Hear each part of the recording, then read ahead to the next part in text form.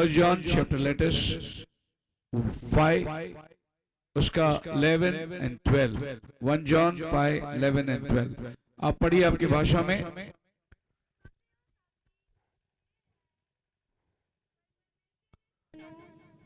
दीपक जीवन दिता ਅਤੇ ਇਹ ਜੀਵਨ ਉਹਦੇ ਪੁੱਤਰ ਵਿੱਚ ਹੈ। ਜਿਹਦੇ ਕੋਲ ਪੁੱਤਰ ਹੈ ਉਹਦੇ ਕੋਲ ਜੀਵਨ ਹੈ। ਜਿਹਦੇ ਕੋਲ ਪਰਮੇਸ਼ਰ ਦਾ ਪੁੱਤਰ ਨਹੀਂ ਹੈ ਉਹਦੇ ਕੋਲ ਜੀਵਨ ਵੀ नहीं। ਇਹ ਗੱਲਾਂ बस ठीक है। प्रभु इस पढ़े के वचन को आशीष दे। हम प्रार्थना करेंगे, अपने सरों को झुकाएं और आज शाम के लिए प्रभु से विनती करेंगे कि वो उसके वचनों के द्वारा हमसे बातें करें। स्वर्गीय पिता, हम धन्यवाद देते हैं आज दिन भर के लिए प्रभु, और सवेरे के बपतिस्मा की आराधना के लिए।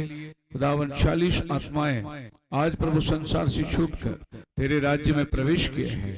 धन्यवाद करते हैं प्रभु इस कन्वेंशन की बहुत बड़ी जीत के लिए। तेरी रहम आज शाम हम पर उतर आए। पढ़े गए वचन को तू आशीष कर और हमें खुदावन अपने ज्ञान से भर दे। हर एक के मन को तो खोल जो दूर दूर से प्रभु आए हैं तेरा वचन सुनने, अपना कीमती समय निकाल कर और पैसे खर्च करते हुए प्रभु वो व्यर्थ न जाए परंतु तेरे सामर्थ्य को पाए। तेरी बड़ी दया आज शाम हम पर उतर आए। दुआ यीशु मसीह के नाम में मांगते सुन और कबूल कर, आमीन, हालेलुया। सो मसीह में मेरे प्रिय लोगों, संदेश में वही रखूंगा जो कल के हमारे शीर्षक है, एक मसीह होने का फायदे या लाभ, क्योंकि कल मैं उसे पूरा नहीं कर पाया, मैं उसको कंटिन्यू करूंगा। एक मसीही होने का परमेश्वर ने कितना अनुग्रह हम पर किया है। अगर मैं सोचता हूं कि मुझे मसीह नहीं मिलता तो आज मैं कहां होता, अगर मुझे चर्च नहीं मिलता तो आज मैं कहां होता, मुझे अगर कोई पास्टर नहीं मिलता तो आज मैं कहां होता, मेरा जीवन का आज मकसद क्या होता। बहुत से लोगों को मालूम नहीं उनके जीवन का मकसद क्या है। बहुत से लोग आए संसार के अंदर, खाना पीना खाए, बाल बच्चे शादी परिवार सब करके चले गए, उनको मालूम ही नहीं था उनके जीवन का मकसद क्या है। हर एक मनुष्य को यह सोचने के लिए मजबूर होता है कि आप क्यों आए, कहां से आए और कहां को जाएंगे। ये 3 सवाल हर एक मनुष्य ने सोचना है। आप कहां से आए, क्यों आए और कहां को जाने वाले हैं। आप कहीं से तो आए हैं, क्योंकि अगर आप नहीं होते तो आते नहीं थे। आप कहीं तो थे इसलिए आए हैं। चूंकि आप आए हैं इसीलिए सब जा रहे हैं। कोई स्थायी नहीं है, क्योंकि आपका एक दिन आना था जिसको जन्म कहते हैं और आपका जाना उसको मरण कहते हैं। लेकिन इसके बीचों बीच एक विशेष काम प्रभु ने अपने दुल्हन को दिया है। वो ये है कि बादलों पर आते वक्त जो जीवित रहेंगे हम मरण को नहीं देखेंगे, हम जीते जी बदल जाएंगे। हालेलुया। मैं आपसे कहना चाहता हूं ये जो पीढ़ी है ये मरण वाली पीढ़ी नहीं है, ये पीढ़ी जीते जी जाने वाली पीढ़ी है। ये पीढ़ी मतलब आप मत सोचिए कि वो समय है कि भाई बहुत उम्र हो गया और हम मर जाएंगे, नहीं, ये जीते जी जाने वाली पीढ़ी है। आज सवेरे मुझे एक फोन आया, कोई भाई दिल्ली से मुझे फोन किया, बोला पास्टर जी आपने अपने संदेश में कहा कि जब अमेरिका का नाश होगा तो दुल्हन उसे देखेगी, पर वो तो 3rd वर्ल्ड वॉर होगा, क्या दुल्हन 3rd वर्ल्ड वॉर में जाएगा। मैंने कहा भाई नबी ने 7 दर्शन देखी, उसमें से 6 पूरा हो गया। 7वां दर्शन जो है अमेरिका आग में भस्म हो रहा है और एक बहुत बड़ा धमाके को सुना। और जब नबी पीछे मुड़ता है देखने के लिए धमाका कहां से हुआ, तो उसने क्या देखा, अमेरिका के अंदर से धुएं निकल रहे हैं। तो इसका मतलब यह है कि दुल्हन जो है वो अमेरिका की नाश को देखेगी, क्योंकि नबी ने देखा है और वो 7 दर्शन दुल्हन के लिए उसने बताया। 6 तो हो गया है, 7वां भी आप देखेंगे, अमेरिका का उद्ध्वस्त होना। और ये घटना जो है आपके सामने अभी है कि ईरान के इस झगड़े में इजराइल के साथ अमेरिका साथ दे रही है। अब सब अमेरिका के ऊपर बिगड़ चुके हैं। अब ये सब इस्लामी देश मिलकर अमेरिका को टारगेट करेंगे। और नबी कहता है कि लॉस एंजलिस शहर जो एंजलों का शहर है वो नाश होगा। और हम पिछले दिनों में देखे लॉस एंजलिस आग से भस्म हो गया। नबी ने कहा कैलिफोर्निया शहर समुद्र के अंदर धंसेगा, और आप देख रहे हैं कि समुद्र के अंदर रोज बरोज कैलिफोर्निया शहर धंसते चला जा रहा है। ये आखिरी भविष्यवाणी या दर्शन जो नबी ने देखा उसको दुल्हन भी देखेगी। तो भाई ने मेरे को पूछा फिर कितना समय बाकी है अभी रैप्चर के लिए। तो मैंने कहा समय हम नहीं बता सकते, लेकिन मौसम तो यही चल रहा है। समय कोई भी नहीं बता सकता है, क्योंकि यीशु मसीह खुद ही नहीं बताया समय। जब उससे पूछा गया ये कब होगी, उसने बोला ये सिर्फ पिता को मालूम है। उसने ये बात नहीं बताई और उसने जाहिर नहीं किया कोई तारीख।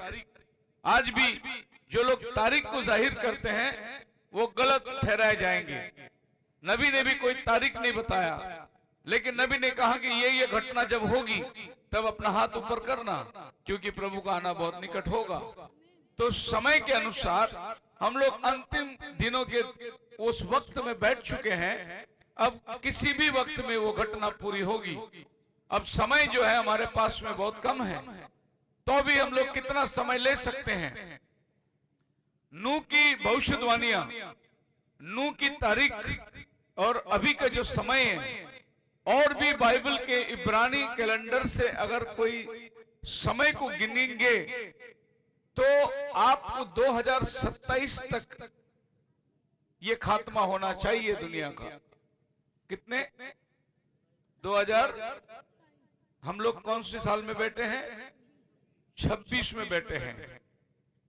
अगर सब कैलकुलेशन करेंगे तो सब दुनिया का अनुमान है कि वो 3 साल जो यहूदियों को दिया है वो 2027 में शुरू होना चाहिए। और अभी जो कल के दिन में इजराइल ने इस बात को ऐलान किया, जैसा ही ये युद्ध थमेगा हम तीसरा मंदिर बनाना शुरू करेंगे। जब तीसरा मंदिर बनाना शुरू करने का मतलब, वो मंदिर बनाने के लिए उनको 3.5 साल लगेंगे। और जब प्रभु यीशु मसीह आता है इजराइल को भेंट करने, उस समय में वो मंदिर तैयार होना चाहिए, क्योंकि प्रभु दुल्हन को ले जाकर आसमान पर रखेगा, फिर से आएगा इजराइल को भेंट करने के लिए। तो ये तीसरा मंदिर जो उन्होंने बनाने को लेना है वो अभी तैयारी कर रहे हैं। बस ये युद्ध थमेगा, वो तीसरा मंदिर अपने हाथ में ले लेंगे। यानी 1948 में इजराइल को अपना देश मिल गया, आजादी मिल गई, उनका अपना झंडा गड़ गया, उनके अपने पैसे छप गए। 1967 में उनको यरूशलेम मिल गया जो पवित्र नगर थी। और अभी पिछले साल के अंदर उन्होंने यरूशलेम का माउंट टेम्पल भी ले लिया, जो मंदिर का भाग है वो भी उन्होंने ले लिया। पहला उनको राष्ट्र मिला, इजराइल देश घोषित हुई। दूसरा एक युद्ध हुआ 1967 के अंदर। इस युद्ध के अंदर यरूशलेम उनके हाथ में मिल गया, लेकिन मंदिर नहीं मिला था। और पिछले साल के युद्ध में उनको मंदिर भी मिल गया। बोलो हालेलुया। अब उन्होंने मंदिर के चारों तरफ सील कर दिए, अभी वो किसी को अंदर जाने नहीं देंगे। अब वो बोलेंगे हम इस मंदिर को बनाने वाले हैं। इसका मतलब भविष्यवाणियां बिल्कुल ठीक हो रही है। प्रकाशित वाक्य 11वां अध्याय का आप 1-2 वचन पढ़ सकते हैं। प्रकाशित वाक्य 11 अध्याय का 1 से लेके 3 तक वचन पढ़ेंगे तो बाइबल इस मंदिर के बारे में बात करती है। ਤਾਂ ਡੰਡੇ ਵਰਗਾ ਇੱਕ ਕਾਨਾ ਮੈਨੂੰ ਦਿੱਤਾ ਗਿਆ ਅਤੇ ਇਹ ਵਚਨ ਹੋਇਆ ਭਈ ਉੱਠ ਪਰਮੇਸ਼ਰ ਦੀ ਹੈਕਲ ਨੂੰ ਅਤੇ ਜਗਵੇਦੀ ਨੂੰ ਅਤੇ ਉਹਨਾਂ ਨੂੰ ਜਿਹੜੇ ਉੱਥੇ ਭਜਨ ਕਰਦੇ ਹਨ ਮਿਣ ਲੈ ਅਤੇ ਉਸ ਵਿਹੜੇ ਨੂੰ ਜਿਹੜਾ ਹੈਕਲੋਂ ਬਾਹਰ ਹੈ ਛੱਡ ਲੈ ਅਤੇ ਉਹਨੂੰ ਨਾ ਮਿਣ, ਇਸ ਲਈ ਜੋ ਉਹ ਪਰਾਈਆਂ ਕੌਮਾਂ ਨੂੰ ਦਿੱਤਾ ਗਿਆ ਹੈ ਅਤੇ ਉਹ ਪਵਿੱਤਰ ਨਗਰੀ ਨੂੰ 42 ਮਹੀਨਿਆਂ ਤੀਕ ਲਤਾੜਨਗੀਆਂ। So Bible कहती है, and this is the record that God has given to us. खुदावन ने हमें एक रिकॉर्ड दिया है, एक लेखी बना के दिया है, और वो लेखी ये है, God has given us eternal life. परमेश्वर ने हमें अनंत काल का जीवन दिया है। अनंत काल का जीवन क्या है? अभी जिस जीवन में हम बैठे हैं ये मृत्यु का शरीर है, ये 60 साल 70 साल 80 साल के अंदर ये शरीर जो है बूढ़ा हो जाएगा, कमजोर हो जाएगी, हम मरण के तरफ में चलते जा रहे हैं। इटर्नल लाइफ का मतलब है मरण नहीं है। इटर्नल लाइफ का मतलब है वो शरीर के अंदर बीमारी नहीं है। इटर्नल लाइफ का मतलब वो शरीर वचन से सृजा गया है। सो आप और हम जिस शरीर को परिधान करने वाले हैं वो एक सुपर नेचुरल बॉडी है, एक अलौकिक शरीर है। जैसे बाइबल कहती है कि जब हम मुर्दों में से जी उठेंगे तो हम फरिश्तों के समान रहेंगे। फरिश्तों के समान ये मरणहार शरीर में नहीं, परंतु ये मरणहार शरीर अमरता को पहन लेगा। कल हमने क्या देखा, एक मसीह होने के बहुत सारे फायदे हैं, एक मसीह होने का बहुत सारा लाभ है। भी अगर ये लाभ देखें तो कल मैंने संसार की बहुत सारी बातें बताई। आज मैं आपको हमारा स्वयं अपना जीवन, अपनी परिचित, मेरा व्यक्तित्व जीवन क्या होगा, हम सब बदल जाएंगे। बाइबल कहता है क्षण भर में पिछली तुरी फूंकते ही होगा, हम सब बदल जाएंगे। बदलने का मतलब ये मरणहार शरीर को छोड़कर हम अमरता को पहन लेंगे और वो शरीर के अंदर हम लोग अलौकिक सुपरनैचुरल फरिश्तों के समान एक देह हमें मिलने वाला है। सो मसीह में मेरे प्रिय लोगों, बाइबल कहता है he hath the son hath life, जिसके पास बेटा है उसके पास जीवन है। बाइबल ऐसी कहती है जिसके पास बेटा है उसके पास जीवन है। बेटा यानी जिसके पास यीशु है उसके पास जीवन है। दूसरे शब्दों में जिसके पास यीशु नहीं है उसके पास जीवन नहीं है। अब ध्यान रखना कि आप जो इस पंडाल के अंदर बैठे हैं, आपके पास यीशु है तो आपके पास जीवन है, और जिनके पास यीशु नहीं है उनके पास जीवन नहीं है। सो ये कितना सौभाग्य है आज हमारा कि हमारे पास में यीशु है तो हमारे पास जीवन है। हम सब जीवन के हकदार हैं। हम मरने वालों में नहीं, हम जीते जी बदलने वालों में हैं। कितने विश्वास करते हैं हम बदलने वाले हैं? एक क्षण भर में होगा, पिछले तुरी फूंकते होगा, प्रभु बादलों पर दिखाई देगा, हम सब बदल जाएंगे। हालेलुया। और ये पृथ्वी पर सिर्फ मसीही लोग ही एक ऐसा लोग हैं जो बदलने वाले लोग हैं। Christians are alone enjoy the most blessed and fulfilled life on this earth. इस पृथ्वी में अगर कोई सौभाग्य लोग हैं तो वो है मसीही लोग, क्योंकि उनके पास एक ऐसा कब्र है जो खाली है, उनके पास एक ऐसा मसीहा है जो जिंदा है, उनके पास एक ऐसा प्रभु है जो प्रार्थना सुनता है। हम जो प्रभु से मांगते हैं वो आसमान से उत्तर देने वाला परमेश्वर है।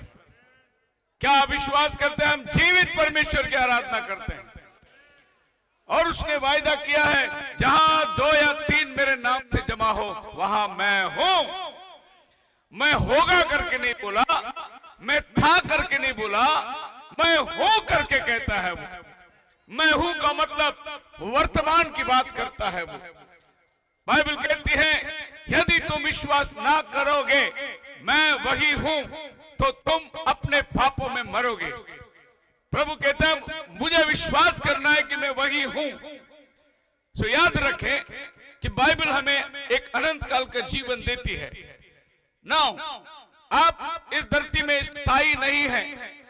अगर आप यीशु पर विश्वास करते हैं तो आप स्थायी नहीं हैं, आप ये धरती से जाने वाले हैं। प्रभु यीशु मसीह यूहन्ना 14 अध्याय का 1 और 2 वचन में देखिए क्या कहता है। ਤੁਹਾਡਾ ਦਿਲ ਨਾ ਘਬਰਾਵੇ, ਪਰਮੇਸ਼ਰ ਉੱਤੇ ਨੇਚਾ ਕਰੋ ਔਰ ਮੇਰੇ ਉੱਤੇ ਵੀ ਨੇਚਾ ਕਰੋ। ਮੇਰੇ ਪਿਤਾ ਦੇ ਘਰ ਵਿੱਚ ਬਹੁਤ ਸਾਰੇ ਨਿਵਾਸ ਹਨ, ਨਹੀਂ ਤਾਂ ਮੈਂ ਤੁਹਾਨੂੰ ਕਹਿੰਦਾ, ਕਿਉਂ ਜੋ ਮੈਂ ਤੁਹਾਡੇ ਲਈ जगह तैयार करने जाता हाँ। मैं तुम्हारे लिए जगह तैयार करने जा रहा हूं। मैं फिर से आऊंगा और तुम्हें ले जाऊंगा, जहां मैं रहूं वहां तुम भी रहोगे। मैं तुम्हारे लिए जगह तैयार करने जा रहा हूं। भाई साहब वचन सुनिए, मैं तुम्हारे लिए जगह तैयार करने जा रहा हूं। वो इसलिए जगह तैयार करने जा रहा है कि एक दिन हम भी जाने वाले हैं उसके साथ। और वो कहता है कि मैं आऊंगा, मैं आकर तुम्हें ले जाऊंगा कि जहां मैं रहूं वहां तुम भी रहोगे। बताइए ये पृथ्वी में ऐसा कौन सा शख्स है जो जाते वक्त ये बोल के गया मैं फिर से आऊंगा? एक भी नहीं मिलेगा आपको जो जाते वक्त ये बोल के गया कि मैं फिर से आऊंगा, क्योंकि उसको खुद को नहीं मालूम तो कहां जा रहा है। वापस आने की तो बात बहुत दूर है। जितने महात्मा, जितने परमात्मा दुनिया से गए, वापस आने का दावा कोई नहीं किया। वापस आने का दावा केवल प्रभु यीशु मसीह ने किया है, क्योंकि वो जानता था वो कहां जा रहा है। इसीलिए वो कहता है 14:1 में, जहां मैं जा रहा हूं वो तो तुम जानते हो। मैं तुम्हारे लिए घर बनाने जा रहा हूं और मैं फिर से आऊंगा, तुम्हें ले जाऊंगा, जहां मैं रहूं वहां तुम भी रहोगे।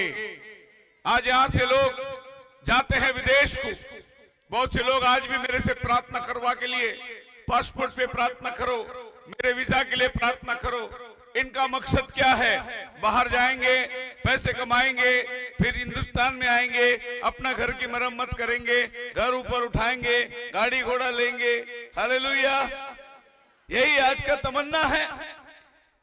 मैं जाऊंगा कनाडा, मैं जाऊंगा इंग्लैंड, वहां से पैसे कमा के आऊंगा, फिर मेरा घर बनाऊंगा। लेकिन ये बात को भी याद रखना, प्रभु ने भी आपको यही बोल के गया, मैं घर बनाने जा रहा हूं, मैं आऊंगा तुम्हें ले जाने के लिए। तो ये संसार का काम होती रहने के साथ साथ हमारा आसमानी घर भी तैयार हो रहा है। वहां जाने के लिए भी आपको तैयारी करना बहुत जरूरी है। नूह के दिनों में खाते पीते शादी ब्याह करते थे, कोई बुरी बात नहीं थी, लेकिन नूह की तरफ उनका ध्यान नहीं था कि नो बोट क्यों बना रहा है। वो सिर्फ खाते पीते चलते फिरते, पर उनका दिमाग से ये बात निकल गई कि यहाँ पर नोहा जहाज क्यों बना रहा है। जहाज वो इसलिए बना रहा था कि संसार डूबने वाली थी। खुदावंद ने उसको वचन दिया था, बारिश आने वाली थी, प्रभु ये पृथ्वी को नाश करने वाला था। उसके पास एक संदेश आया था, वो संदेश के लिए नूह जो बोर्ड बना रहा था। लेकिन खाते पीते समय लोग इतना मगन हो गए खाने पीने में कि जो संदेश हो रहा था उसके तरफ उनका ध्यान ही नहीं था। और एक दिन अचानक बारिश आ गई और लोगों ने अपने आप को पानी में डूबकर मरने के हालात को देखा। समय क्या हो रहा है? समय यह है कि गुजरता जा रहा है, लेकिन किसी का ध्यान उस पर नहीं था। आज आपका और हमारा ध्यान जो है, प्रभु यीशु मसीह कहता है मैं तुम्हारे लिए घर बनाने जा रहा हूं। किस प्रकार का घर वो हमारे लिए बनाने को गया? वो कहता है मैं फिर से आऊंगा, तुम्हें भी ले जाऊंगा। कितने यकीन करते हैं कि यीशु मसीह जो बोलकर गया वो सच है करके? ओ, आपको प्रभु के ऊपर पूरा भरोसा है, पूरा भरोसा है। इसका मतलब वो जरूर आने वाला है। हालेलुया। और आप बिल्कुल जाने वाले लोगों में हैं। देखिए, आपने कितना बड़ा चर्च का मेंबर बन गए, कितना बड़ा चर्च बना दिया और कितना आपने सेवा कर दिया, वो महत्व नहीं। उसके आने के समय आप जाना चाहिए, यही महत्व है। अगर आप छूट जाए तो क्या होगा? आपका सारा परिश्रम बेकार हो जाएगा। मैं आज रात अगर प्रभु आ जाए तो मैं जाने की तैयारी में हूं।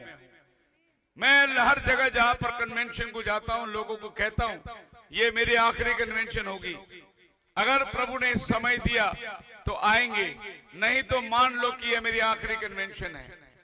दूसरा बात मैं लोगों को ये बताता हूं, आपको अच्छा लगे बुरा लगे, जो बोलना है वो मैं बोल के जाऊंगा। आप मुझे दोबारा बुलाए ना बुलाए मुझे कोई फर्क नहीं पड़ता, लेकिन आज जो आया हूं तो मैं सच्चाई बोल के जाऊंगा, क्योंकि मैं कल के ऊपर नहीं देता। आज आप यदि उसके वचन को सुने, पढ़िए इब्रानी 3 अध्याय का 15 वचन। इब्रानी 3 का 15 में क्या कहता है? देखिए, फिर भी हलचल चल रही है। मैं चाहूंगा बंद करिए, उठना बैठना चलना फिरना बंद करिए। इब्रानी का 3:15 ਅੱਜ ਜੇ ਤੁਸੀਂ ਉਹਦੀ ਆਵਾਜ਼ ਸੁਣੋ ਤਾਂ ਮੈਂ ਆਪਣੇ ਦਿਲਾਂ ਨੂੰ हाँ ਕਠੋਰ ਨਾ ਕਰੋ हाँ ਜਿਵੇਂ ਬਗਾਵਤ ਦੇ ਦਿਨ ਉਹ ਕਿਹੜੇ ਸਨ ਜਿਨ੍ਹਾਂ ਸੁਣ ਕੇ ਬਗਾਵਤ ਕੀਤੀ ਭਲਾ ਉਹਨਾਂ ਸਭਨਾਂ ਨਹੀਂ ਜਿਹੜੇ ਮੂਸਾ ਦੇ ਰਾਹੀਂ जी ਮਿਸਰੋਂ ਨਿਕਲ ਆਏ ਸਨ ਅਤੇ ਉਹ ਕਿੰਨਾਂ ਨਾਲ 40 ਵਰੇ ਗਰੰਜ ਰਿਹਾ ਭਲਾ ਉਹਨਾਂ ਨਾਲ ਨਹੀਂ जिन्ना पाप कीता। लिखा है यदि आज तू उसकी वाणी को सुने तो अपने मन को कठोर मत करना। ये बात सही है उसमें। यदि आज तू उसके वचन को सुने तो अपने मन को कठोर ना करना। बाइबल आज की बात करती है। यदि आज तू उसकी वाणी को सुने, कल की बात बाइबल नहीं करती। प्रभु यीशु मसीह का जन्म कभी हुआ? कोई बोल सकता है? कभी हुआ प्रभु का जन्म? हम लोग त्योहार मनाते हैं नहीं? कौन सा त्योहार मनाते हैं? क्रिसमस, 25 दिसंबर।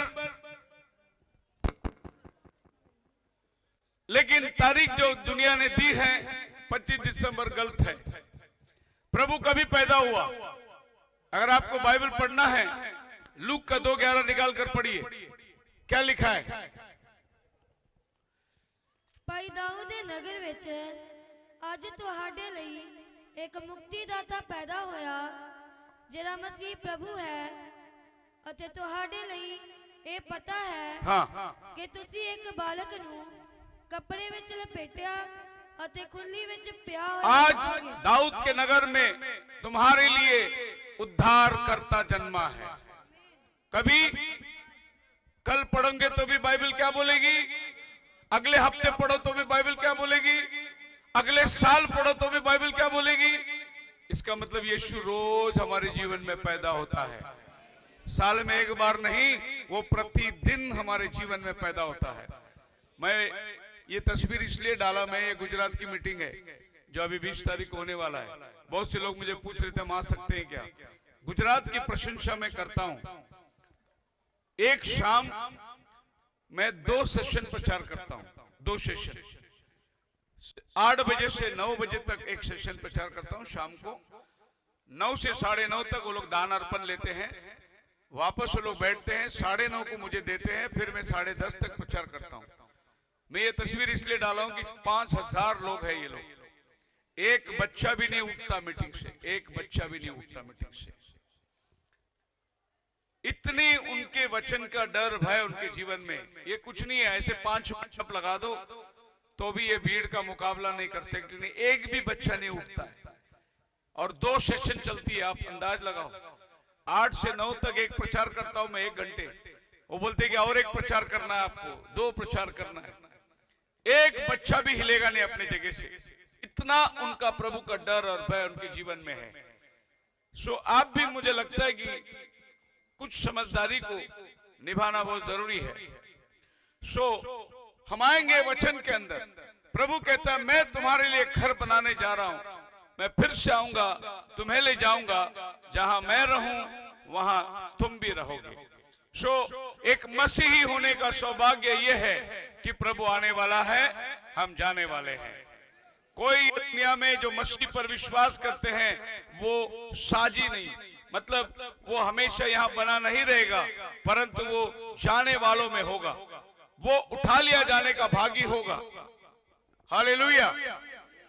सो जब प्रभु यीशु मसीह हमें लेने को आने वाला है, बाइबल क्या कहती है कि वो किस तरीके हमें लेने आने वाला है?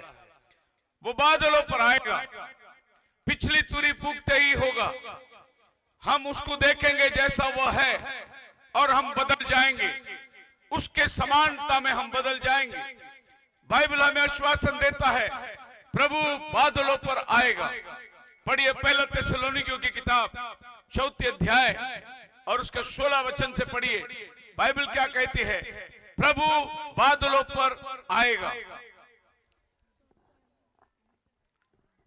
या कोई बाइबल पढ़ने वाला हो जिसके पास माइक के पास? हाँ हाँ। स्वर्ग तो उतरेगा स्वर्ग तो उतरेगा। ਅਤੇ ਜਿਹੜੇ ਮਸੀਹ ਵਿੱਚ ਹੋ ਕੇ ਮੋਏ ਹਨ। बोलो आमीन। आमीन। वो स्वर्ग से उतरेगा। क्यों स्वर्ग से उतरेगा? क्योंकि वो स्वर्ग में गया, इसलिए वो स्वर्ग से उतरेगा। आगे, और परमेश्वर की तुरी फूकी जाएगी, परमेश्वर की तुरी फूकी जाएगी, और जो मसीह में मरे हैं जो मसीह में मरे हैं वह पहले जी उठेंगे। आपने जितनों को, जो बुजुर्गों को दफना के आए हैं मिट्टी में, वो पहले जी उठेंगे। हम अपने खोए हुए को फिर से पाने वाले हैं। हालेलुया। लेकिन और लोग कहते हैं कि हमारे घर के जो गए उनका क्या हुआ मालूम नहीं। कोई विश्वास करता है कि हम लोग मरने के बाद चींटी बनेंगे, हाथी बनेंगे, घोड़ा बनेंगे, बिल्ली बनेंगे, ऐसा कोई लोग विश्वास करते हैं। लेकिन बाइबल कहता है इंसान इंसान ही रहेगा। गेहूं बोया तो चावल नहीं काटते आप, आपने सेब बोया तो अमरूद नहीं काटोगे। इंसान मरा, इंसान ही रहेगा। इंसान जानवर नहीं बनेगा, ना ही कोई जानवर इंसान बनने वाला है। तो बाइबल आपको अस्तित्व बताती है कि जो मसीह में मरे हैं वो जी उठेंगे। हालेलुया। मेरे पापा विश्वास में बहुत थे। 2020 में वो चले गए।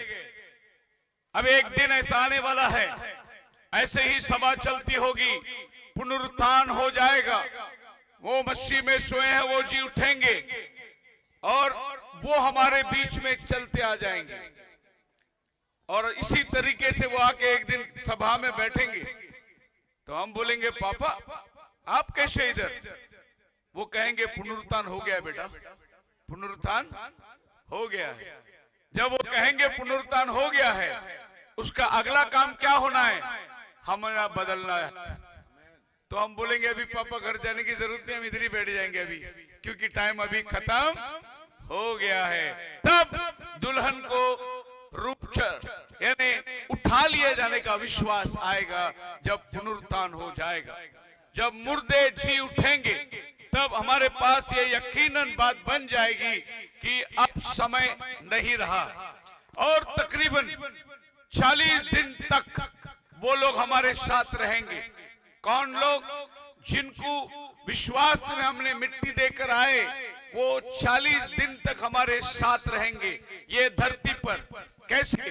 क्योंकि मत्ते 27:51 में जब मुर्दे जी उठे, यीशु मसीह के साथ 40 दिन वो लोग धरती में रहे। 40 दिन के बाद जब यीशु उठा लिया गया, वे भी यीशु के साथ चले गए। हालेलुया। तो जो बातें मैं आपको बता रहा हूं ये होने वाली नहीं, हो चुकी है। अगर हो चुकी है तो दोबारा होगी। मैं काल्पनिक बातें नहीं बता रहा हूं या तुम्हें खुश करने के लिए कोई कहानी नहीं बता रहा हूं। मैं जो बता रहा हूं ये बाइबल में रिकॉर्ड है, इसके पहले हुआ है, अभी भी होने वाली है, क्योंकि कल आज एक वो एक सा है। हालेलुया। कितने मेरे साथ है? सो प्रभु यीशु मसीह कहते मैं आऊंगा, तुम्हें ले जाऊंगा, जहां मैं रहूं वहां तुम भी रहोगे।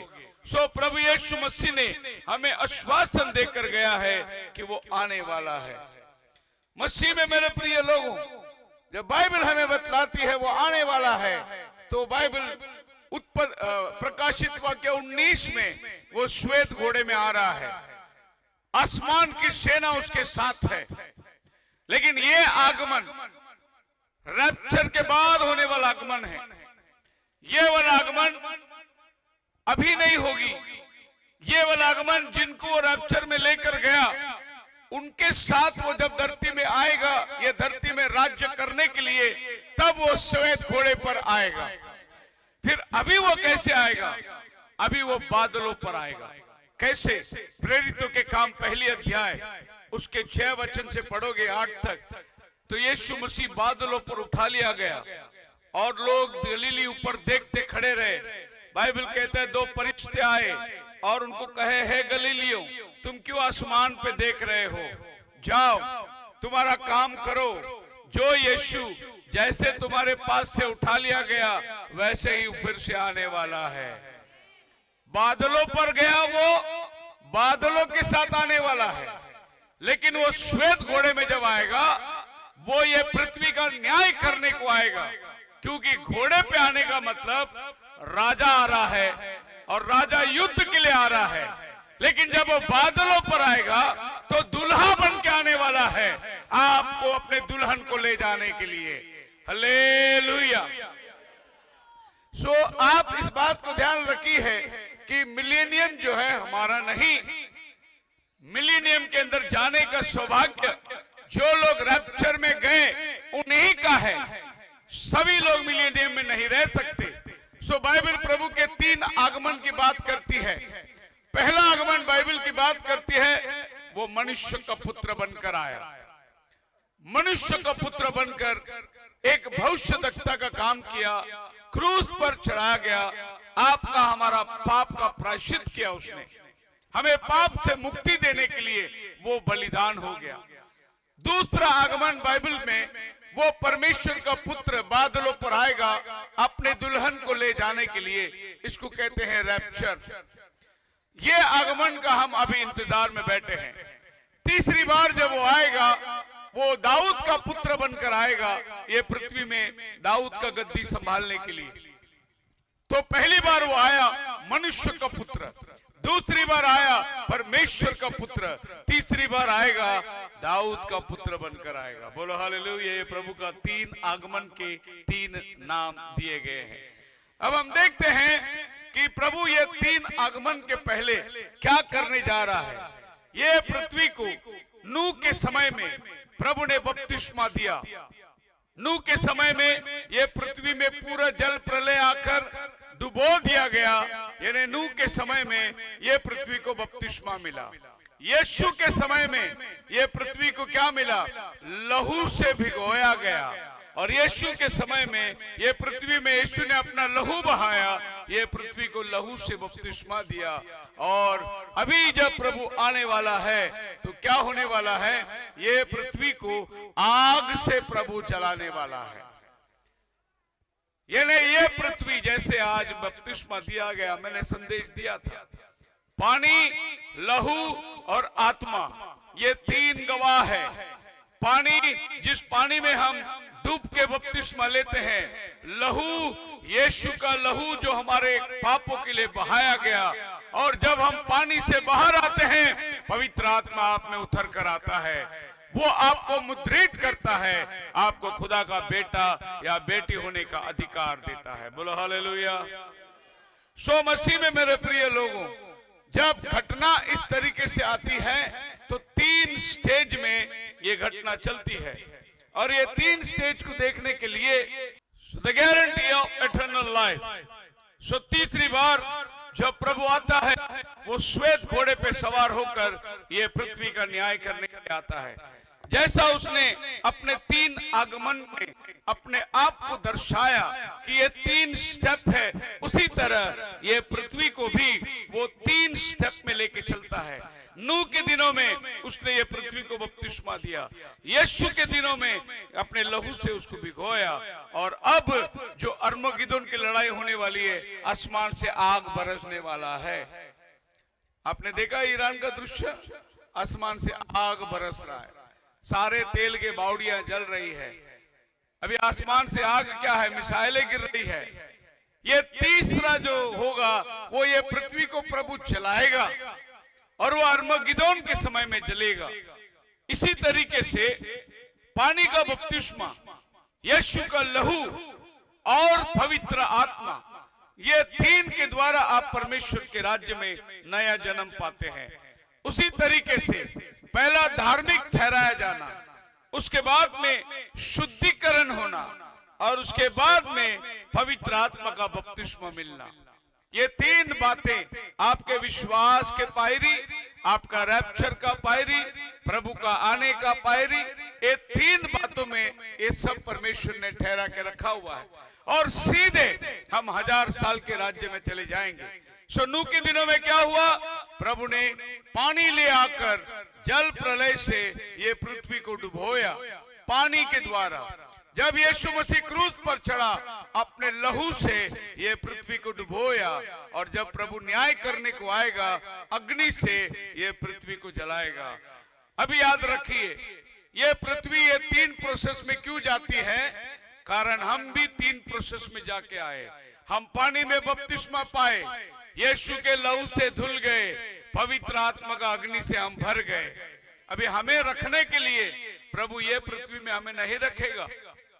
हमें प्रभु रखने के लिए ये पृथ्वी को भी पहला बपतिस्मा देता है, फिर लहू से भिगोता है और फिर आग से जलाता है। उसके बाद प्रभु हमें लाके पृथ्वी में रखेगा।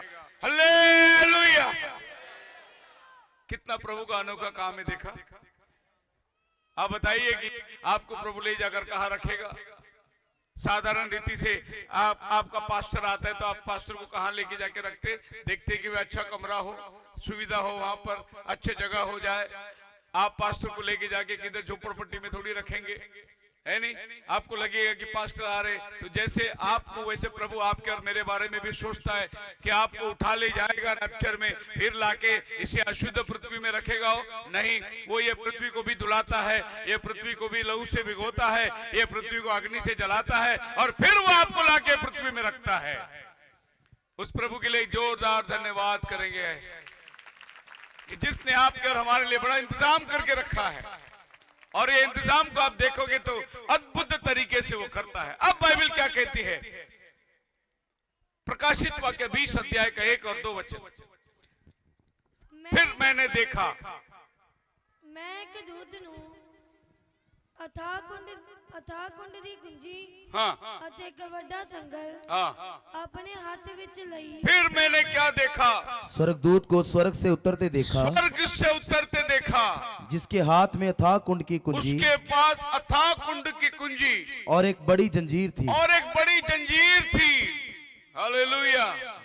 फिर मैंने क्या देखा? 19वां अध्याय के बाद 19वां अध्याय में मेमने की शादी होती है, यानी रैप्चर के बाद शादी होती है। लेकिन फिर पृथ्वी में क्या होती है? एक बड़ा स्वर्गदूत अथाह कुंड की चाबी लेकर एक बड़ा जंजीर लेकर आया नीचे। क्यों ये जंजीर लेके आता है?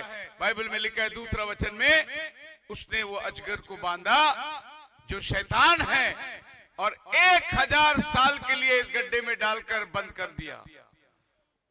Praise the Lord, hallelujah! Bible देखिए 21 में चलती है। प्रभु आपको यह पृथ्वी को निलाएगा, पानी से, लहू से भिगोया, अग्नि से नाश करेगा, जो ये 3रा विश्व युद्ध होगा। उसके बाद बाइबल कहती है एक फरिश्ता आकर शैतान को बांधकर अथाह कुंड के दरवाजे में बंद कर देगा 1000 साल के लिए। जब शैतान बंद होगा तो यह पृथ्वी में क्या होगा? जितना खून खराबा है सब बंद हो जाएगा, जितने दारू के दुकानें सब बंद हो जाएगा, जितने सिनेमा के थिएटर है सब बंद हो जाएगा, जितने जुगाड़ के अड्डे हैं सब बंद हो जाएगा, जितने व्यभिचार के अड्डे हैं सब बंद हो जाएगा, क्योंकि उनका चलाना वाला ही बंद हो गया। हालेलुया! आज बहुत सिस्टर लोग मुझे प्रार्थना में बोल रहे थे, मेरा पति बहुत दारू पीता है, दुआ करो। जब प्रभु आएगा धरती पर तो दारू बेचने वाले को अंदर डाल देगा प्रभु, फिर दारू की दुकान ही नहीं होगी। तब तो प्रभु ये पृथ्वी में जब राज करेगा तब शांति ही शांति होगी, कोई खून खराबा नहीं होगा, कोई धोखेबाजी नहीं, कोई दगेबाजी नहीं, क्योंकि राज्य किसका आने वाला है? प्रभु यीशु का राज्य आने वाला है। एक मसीह होने का फायदा, कितने सारे फायदे हैं। हालेलुया! मैं यह पृथ्वी में राजा के संतान के माफिक चलूंगा। वहां पर कोई पुलिस स्टेशन नहीं होगी, क्योंकि क्राइम ही नहीं होगी तो पुलिस क्या करेगा? पुलिस स्टेशन किस लिए है? चोरी चमाट होती है वो बंद करने के लिए। जब चोरी चमाट होगी नहीं तो पुलिस क्या करेगा? वहां फरिश्ते हमारे साथ रहेंगे। हालेलुया! एक ऐसा राज्य जहां नफरत नहीं होगी, जहां द्वेष, जहां अशुद्धता, जहां मलिनता कुछ भी नहीं होगी। कितना शांति का वातावरण रहेगा। ऐसा एक देश में हम जाने वाले। आपको अच्छा लग रहा है वो देश? हालेलुया! अगर आपके पास टिकट है तो आपको खुशी होगी कि भाई मेरा गांव कितना अच्छा है, हमारा गांव कितना सुंदर है, हम उस जगह जाने वाले हैं। आज जिन 40 लोगों ने बपतिस्मा लिया उनका क्या उद्देश्य था? उसी गांव में जाने के टिकट खरीदे हैं वो लोग। हम लोग प्रभु के आगमन में भागी होने के लिए तैयार हो रहे हैं। और जब शैतान अंधकार में बांधा जाएगा, एक परिस्थिति आकर उसको दरवाजा बंद करके ताले लगा देंगे। 1000 साल के लिए शैतान धरती के नीचे रहेगा, 1000 साल के लिए। और 1000 साल के लिए प्रभु यीशु मसीह और उसकी दुल्हन ये धरती के ऊपर राज्य करेगी। तब इलेक्शन नहीं होगा, तभी कोई चोरी नहीं होगी इलेक्शन की, कोई वोट नहीं बटेगा, कोई किसको चुन के नहीं लाएगा। यीशु मसीह जिनको चुनता है वही वो राज्य में राज्य करेगा, क्योंकि यीशु मसीह उस समय राजाओं का राजा कहलाने वाला है। हालेलुया। अब इस शहर को हम देखेंगे, कितना विभवशाली शहर है। माफ करना, ये कल्पना नहीं है, पर बाइबल में लिखा है आकाश पृथ्वी टल जाएगी लेकिन बाइबल के वचन कभी नहीं टलेगा। क्या लिखा है बाइबल में? प्रकाशित वाक्य 21वां अध्याय, यानी 20वां अध्याय में शैतान बांधा गया। 21वां अध्याय में जॉन ने एक दृश्य देखा कि एक नया यरूशलेम आसमान से उतर रहा है।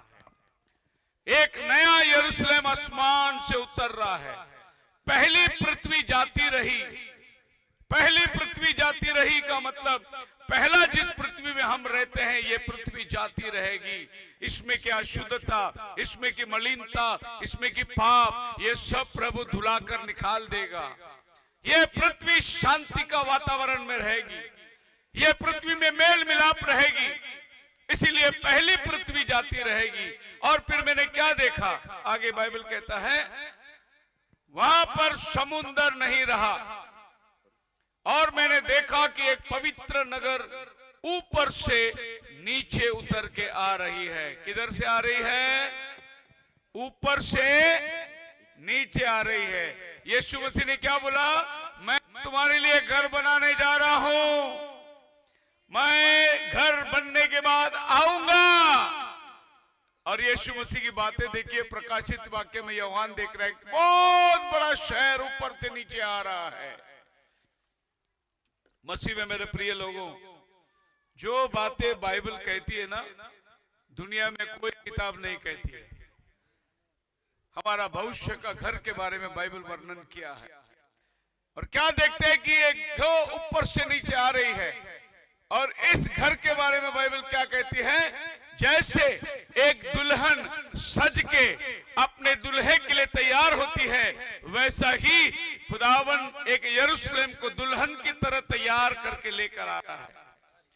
दुल्हन कैसी तैयार होती है? नए नए शादी हुए लोगों को मैंने देखा, यहां से यहां तक बांगड़ी पहनते है नहीं, हरा लाल हरा लाल हरा लाल। समझ में आता है कि ये दुल्हन है, अभी अभी शादी हुई होगी या शादी की तैयारी है अभी। सो दुल्हन जैसे सज के आ रही है, वैसे हमारे लिए एक घर सज के आसमान से नीचे आ रही है। वो घर कैसा होगा? पढ़िए 18 वचन के अंदर।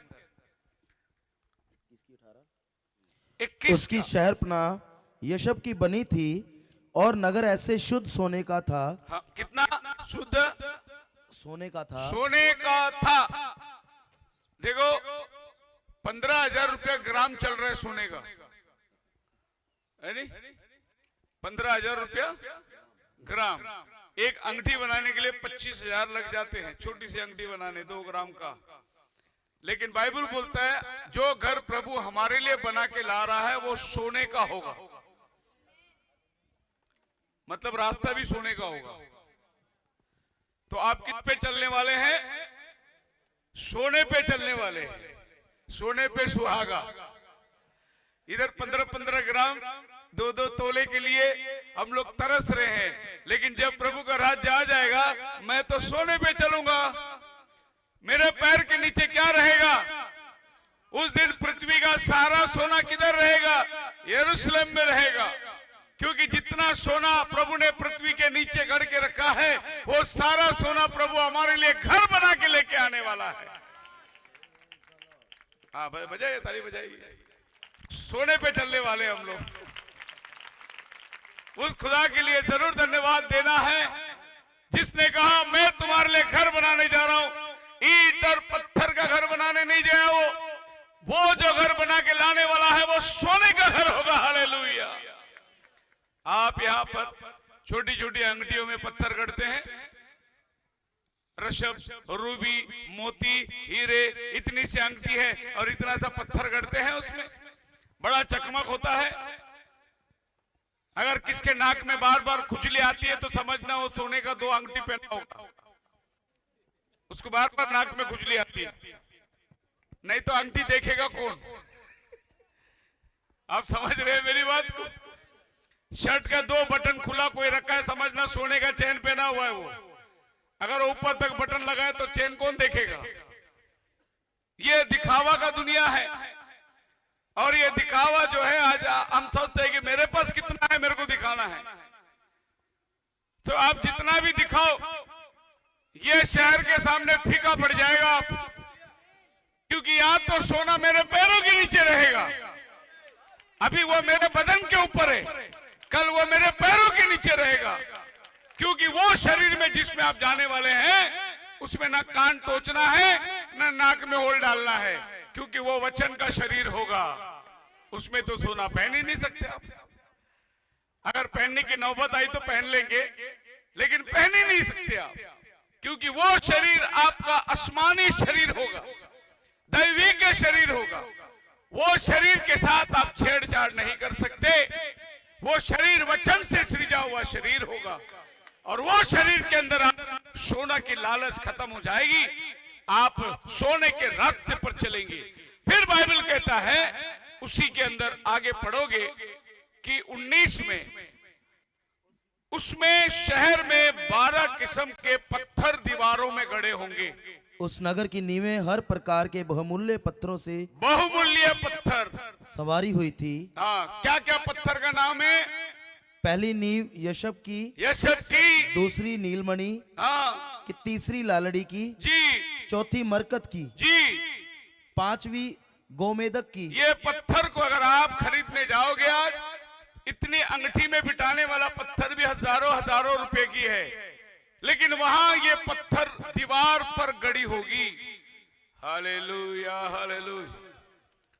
हमारे इंडिया में पत्थरों का व्यापार सबसे ज्यादा सूरत में होता है, जो गुजरात में है।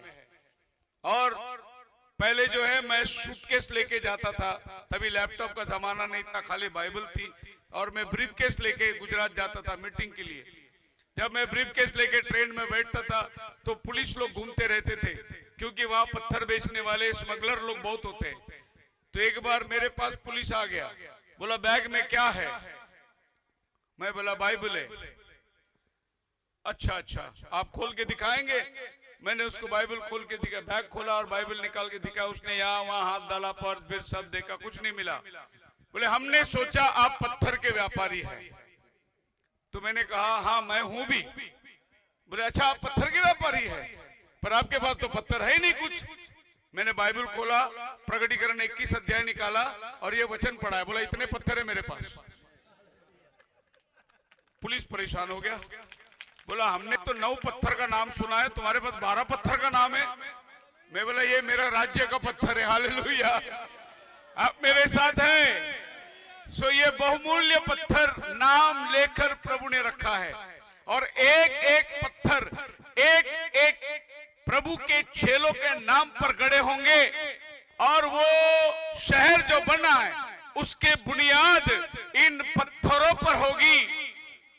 आप सोचिए, आपका घर बांधने के लिए आप बड़े बड़े डबर पत्थर लेके आके फाउंडेशन में डालते हैं। प्रभु हमारा घर बनाने के लिए कीमती कीमती पत्थर लेकर आकर फाउंडेशन डाला, उस पर प्रभु नया यरूशलेम को बना रहा है। ये 12 पत्थर को अगर आप पढ़ोगे तो प्रभु इसको लेकर आता है। निर्गमन की किताब 28 अध्याय में जब प्रभु ने याजकों का कपड़ा बनाने के लिए कहा कि याजकों के छाती में ये पटुका बांधना और इसमें 12 पत्थर गड़े होंगे, और यही 12 पत्थर प्रकाशित वाक्य में प्रभु आपको देने वाला शहर में गड़े होंगे।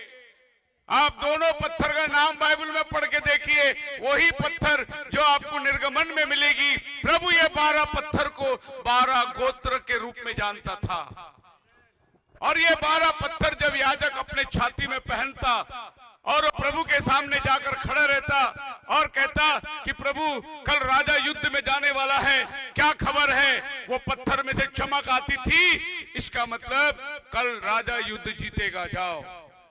जब वो पत्थर में चमक नहीं आती थी तो प्रभु का कहना है मत जाना।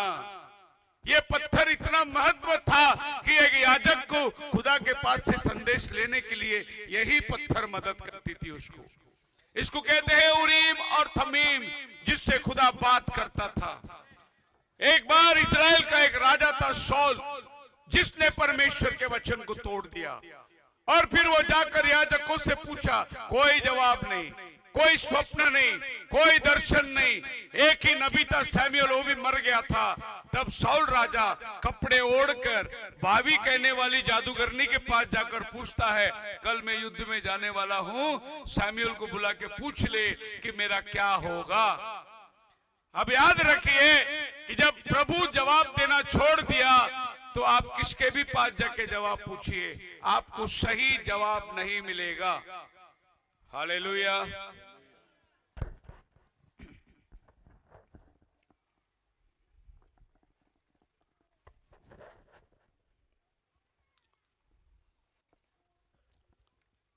तो आप मेरे साथ हैं?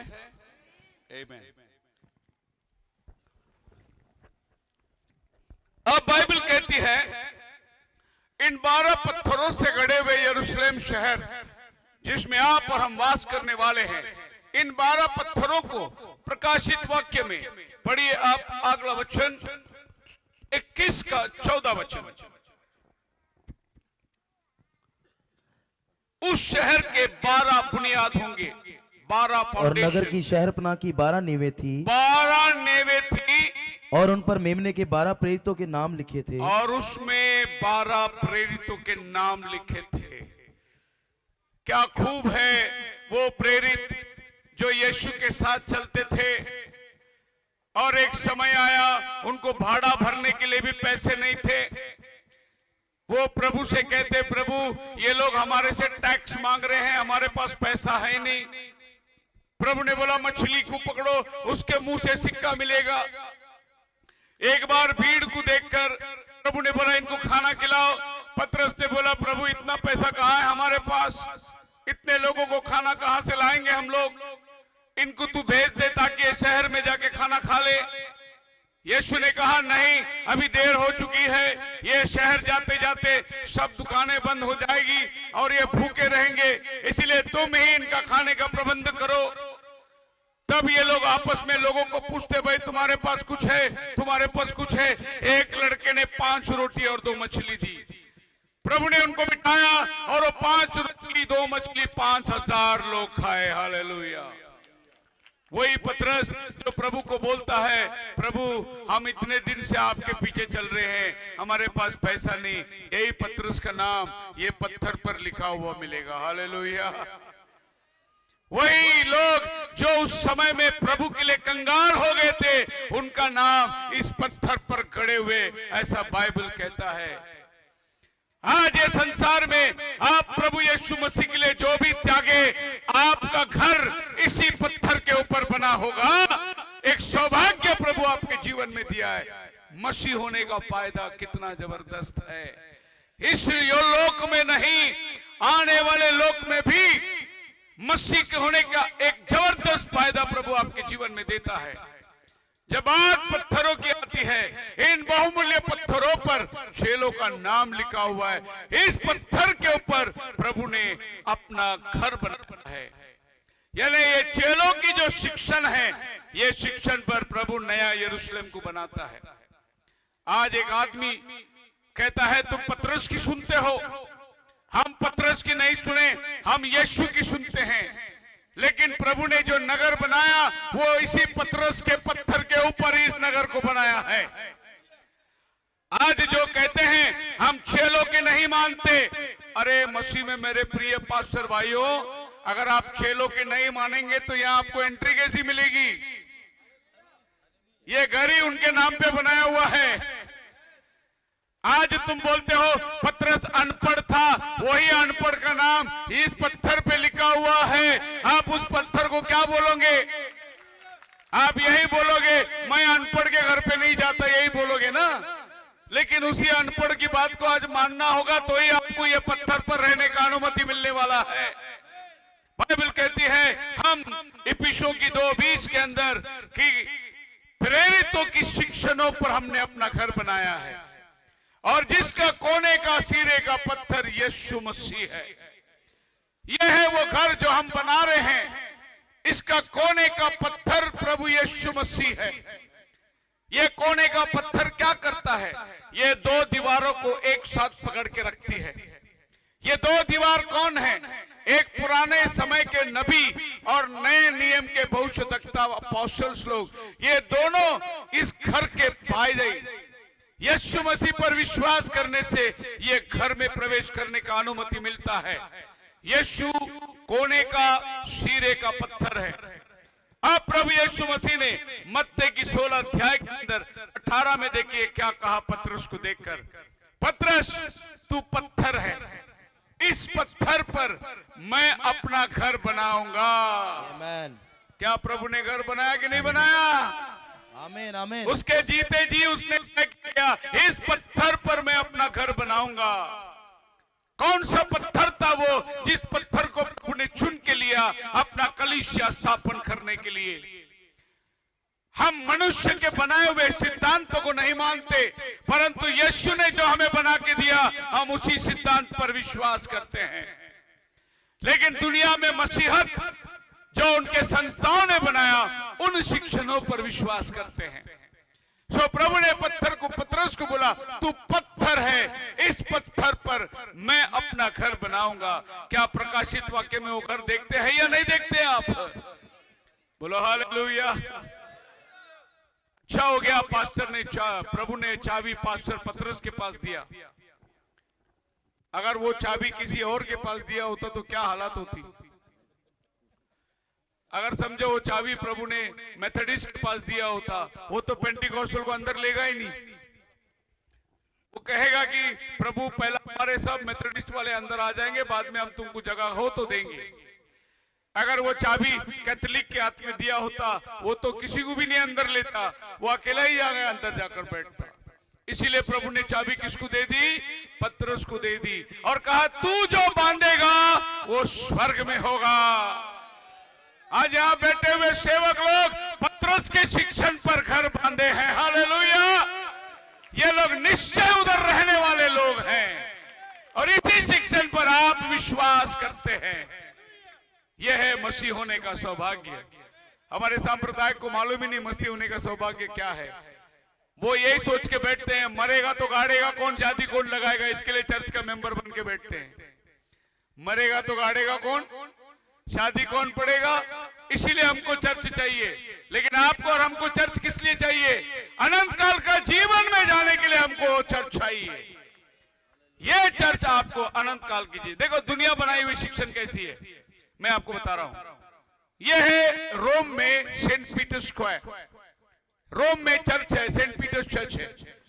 इस चर्च के नीचे ये कब्र है और ये कब्र संत पतरस का कब्र है। ऐसा माना जाता है कि पतरस को ले जाकर उन्होंने रोम में गाड़ा और उसके ऊपर उन्होंने चर्च बनाया। तो पतरस किधर है? ये चर्च के नीचे गड़ा हुआ है, क्योंकि यीशु मसीह ने बोला इस पत्थर के ऊपर मैं चर्च बनाऊंगा। तो उन्होंने सोचा पतरस को नीचे गाड़ेंगे, उसके ऊपर चर्च बनाएंगे। तो ये पतरस का कब्र है और ये रोम का चर्च है जिसके नीचे पतरस का कब्र रखा हुआ है। इसको बोलते हैं मनुष्य का बनाया हुआ सिद्धांत। प्रभु ने पतरस के ऊपर घर बनाने को नहीं बोला, पतरस के शिक्षण के ऊपर घर बनाने के लिए बोला। इन्होंने क्या किया? जेरूसलम से पतरस का कब्र रोम में लेके गए लोग। पहला पतरस रोम में गया ही नहीं। अगर कोई कैथोलिक यहां बैठा हुआ है, याद रखना, वो कहते हैं कि पोप हमारा पहला पतरस था, लेकिन पतरस रोम में कभी नहीं गया। रोम में जाने वाला पौलुस था। पतरस जेरूसलम में रहा, जेरूसलम में ही मरा। लेकिन कैथोलिक लोगों ने क्या किया? पतरस का कब्र खुदवा के उसकी हड्डियों को ले जाकर रोम में जाकर गाड़ के उसके ऊपर उन लोगों ने चर्च बनाया, यह साबित करने के लिए कि पतरस रोम में मरा। नहीं, वो रोम में नहीं मरा। क्योंकि वो रोम कभी गया ही नहीं। आप मेरे साथ हैं? तो रोम में पहला पोप पतरस नहीं हो सकता। दूसरी बात, पोप शादी नहीं करते, लेकिन पतरस की सास को प्रभु यीशु मसीह ने प्रार्थना करके ठीक किया था, यानी इनका पहला पोप शादी किया था। फिर तुम्हारा सिद्धांत ही गलत हो जाता है। अगर पोप पतरस ने शादी नहीं किया तो सास कहां से आती है? इसका मतलब पतरस की शादी हुई थी, वो पोप के लिए क्वालिफाई होता नहीं। लेकिन प्रभु ने बोला इस पत्थर पर मैं अपनी कलीसिया बांधूंगा। पतरस के हड्डियों को गाड़ के उसके ऊपर नहीं, पतरस के विश्वास के ऊपर हमने अपना घर बनाया है। बोलो हालेलुया। मैं उम्मीद करता हूं कि आप आनंदित हैं। कुछ रहस्यमय बातें आपको समझ में आ रही है। उसी तरीके से एक बाइबल को नीचे दफनाकर उसी बाइबल से लोग उभर के आए और इतने संस्थाएं बन गए। इनका विश्वास वो नहीं जिस बाइबल से आते हैं, आए बाइबल से, लेकिन इनका विश्वास सबका अलग अलग विश्वास हो गया है। तो प्रभु ने बोला पतरस के ऊपर मैं घर बनाऊंगा, यानी पतरस के शिक्षण के ऊपर। क्योंकि प्रभु ने उसको सवाल पूछा था, लोग मुझे क्या कहते हैं? कोई भविष्यद्वक्ता, कोई यिर्मयाह, कोई यूहन्ना बपतिस्मा देने वाला। तब प्रभु कहता है लोगों को रहने दो, तुम मुझे क्या कहते हो? पतरस ने कहा तू जीवते परमेश्वर का पुत्र मसीह है। उसने एक प्रकाशन को दिया। तब प्रभु ने बोला इस प्रकाशन के ऊपर मैं अपना कलीसिया बांधूंगा। पत्थर का मतलब प्रकाशन। जब याकूब अपने घर से भाग रहा था, उसका भाई एसाव उसके जान के पीछे लगा और याकूब भाग रहा अपना मामा लाबान के पास।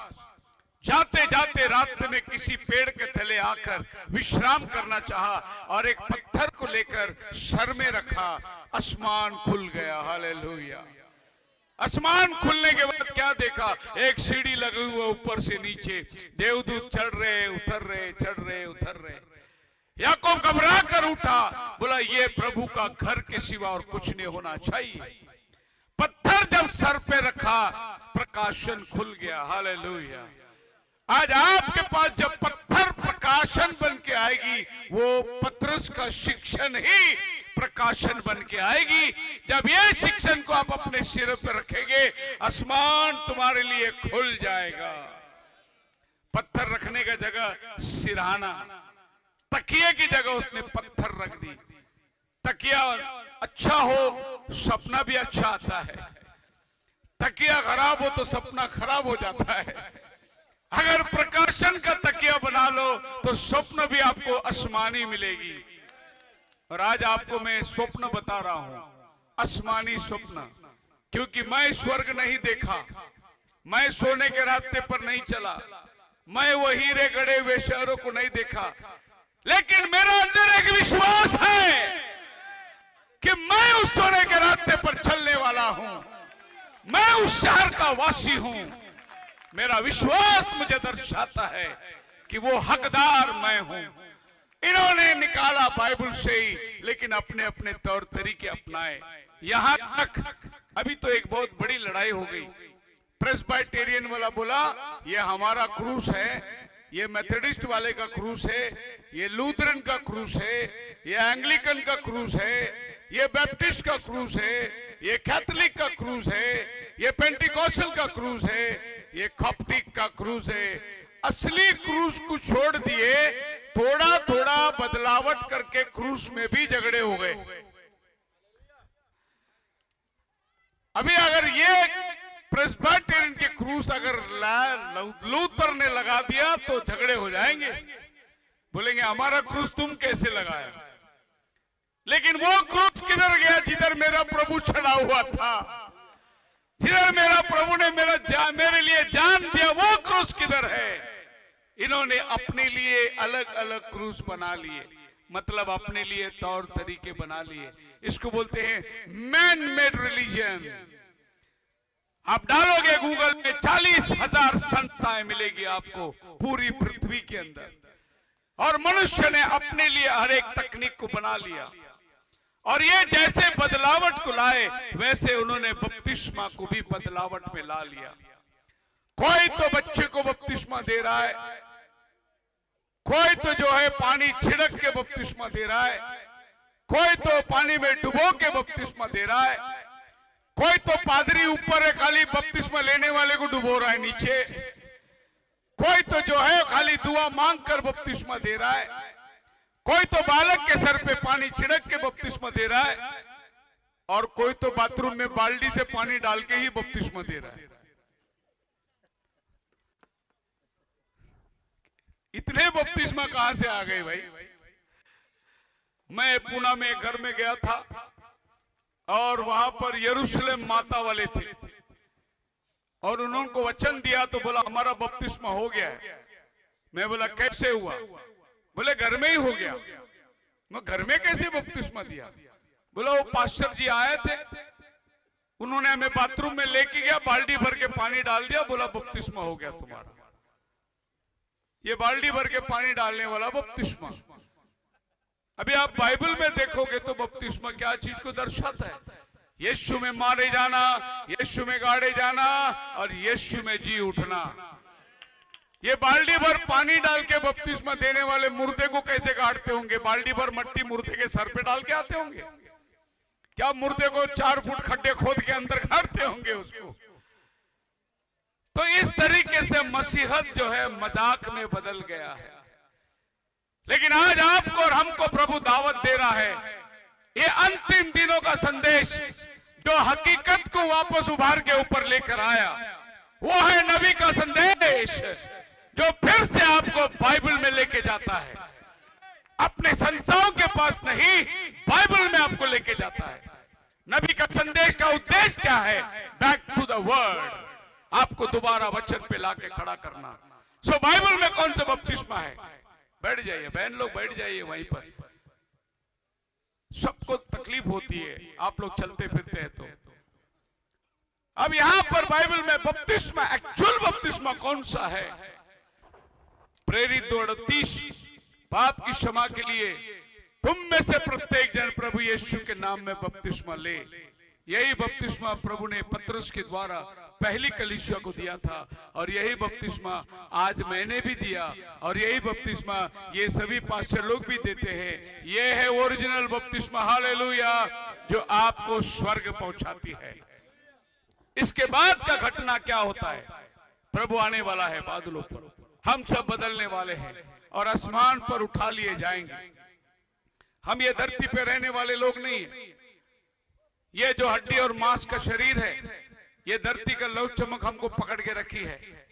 जिस दिन ये हड्डी और मांस का परिवर्तन होगा, उस दिन ये लौ चमक हमको छोड़ देगी। हम लोग सब आसमान पे उठा लिए जाएंगे। जैसा गुब्बारे में आप हाइड्रोजन भरो तो वो आसमान की तरफ जाती है, अगर उसमें हवा भरो तो जमीन में पड़ी रहती है। तो जो गर्म हवा जो है वो आपको आसमान की तरफ लेके जाती है।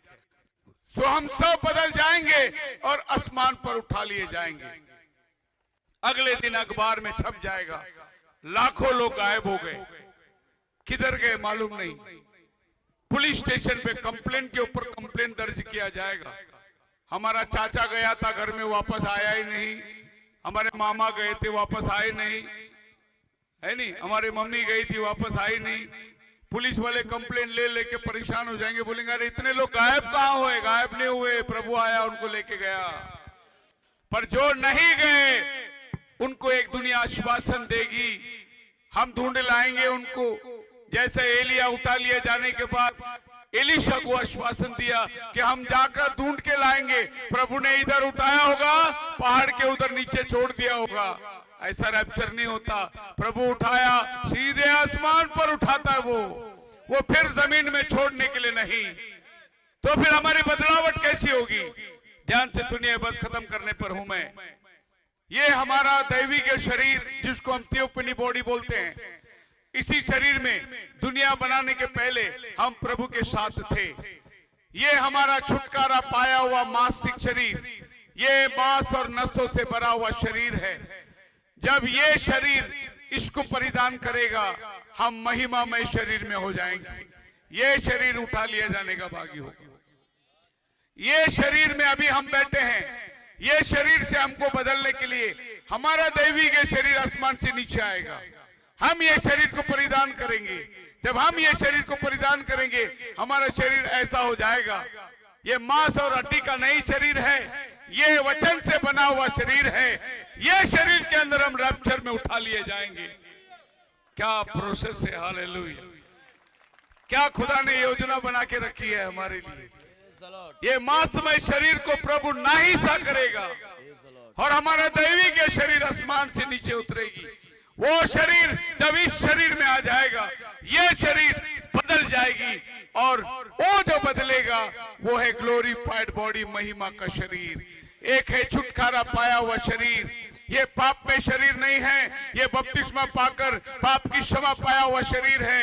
ये आत्मानी शरीर आकर इसके साथ मिल जाएगा, इक्वल टू आप महिमा के शरीर में आ जाएंगे और बादलों पर उठा लिए जाएंगे। क्योंकि जो यरूशलेम ऊपर से आ रहा है, जो सोने से बना हुआ यरूशलेम है, उसका नाप, उसकी ऊंचाई, उसकी चौड़ाई सब आपके बाइबल में लिखा हुआ है। वो नगर कितने का होगा, कितने मरला का होगा, कितने गज का होगा, सब प्रभु ने माफ करके दिया है। तुम्हारा भविष्य का घर का पूरा हिसाब प्रभु ने बना के रखा है। तुम्हारा पास कागजात है। बाजू वाला अगर तुम्हारे जमीन में 1 फुट अंदर आ जाए तो तुम कागज लेके जाओगे और पुलिस में कंप्लेन करोगे, मेरे जमीन पे वो घर बनाया। लेकिन आपको ये बात का विश्वास करना है, प्रभु ने अपना घर का भी जमीन का कागजात आपको बना के दे दिया है। कितने लोगों के पास में बाइबल है? आपका घर का कागजात है आपके पास, आपका ओरिजिनल पेपर है आपके पास, आपका घर आपके हाथ में कागजात है। हालेलुया। घर हमको मिला नहीं, लेकिन कागजात हमारे हाथ में है कि वो घर मेरा घर है। और जब आप यरूशलेम में जाएंगे, जब आप दैवी के शरीर में होंगे, तो वहां पर एक राज्य होगा। वो राज्य कौन होगा? सभी अधर्मी लोग निकलकर धर्मी लोग आएंगे। तब बाइबल कहता है कि जंगली जानवर के साथ हमारे बच्चे खेलेंगे। यह है 1000 साल का राज्य। जब ये धरती पे शांति होगी, खून खराबा नहीं होगी, ये धरती पे मेल मिलाप रहेगा।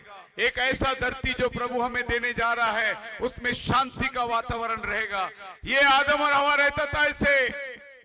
जब आदम और हवा को प्रभु ने बगीचे में रखा था, तो आदम शेर को देख के डरता नहीं था, हाथी को देख के भागता नहीं था। ये शेर, ये हाथी, ये सब जंगली जानवर आदम को देखकर पहचानते थे ये खुदा का बेटा है, वो उसको छू नहीं सकते। एक शांति का वातावरण ये पृथ्वी पर आएगी। और तब बाइबल कहती है प्रकटीकरण 20:6 में और यशायाह 65 में कि मेमना शेर के साथ बैठा रहेगा। आप कभी सपना भी देख नहीं सकते कि मेमना शेर के पास बैठा हुआ है, लेकिन बाइबल बोलता है वो शहर में जहां हम जा रहे हैं, शेर और मेमना दोनों एक संग बैठे रहेंगे। कारण उधर राजा कौन रहेगा? प्रभु। और वहां का वातावरण शांति का वातावरण रहेगा। क्या आपको लगता है एक मसीह होने का फायदा कितना है? कितना फायदा है आपके लिए? हालेलुया। आज मैं आपसे सवाल पूछता हूं, क्या आप एक मसीह है? अगर नहीं है तो जल्दी बन जाओ, क्योंकि इतना सौभाग्य प्रभु ने आपके लिए रखा हुआ है। अगर आपकी तैयारी नहीं है कि इतने सारे फायदे जो प्रभु ने अपने बेटे और बेटियों के लिए रखा है, आप अपने मन की तैयारी कर लेना। ये सब प्रभु ने उनके बच्चों के लिए रखा है। आज ये संसार से मन मोड़कर प्रभु पर अपना मन लगाओ और एक सच्चे मसीह बन जाओ। प्रभु के आने की तैयारी।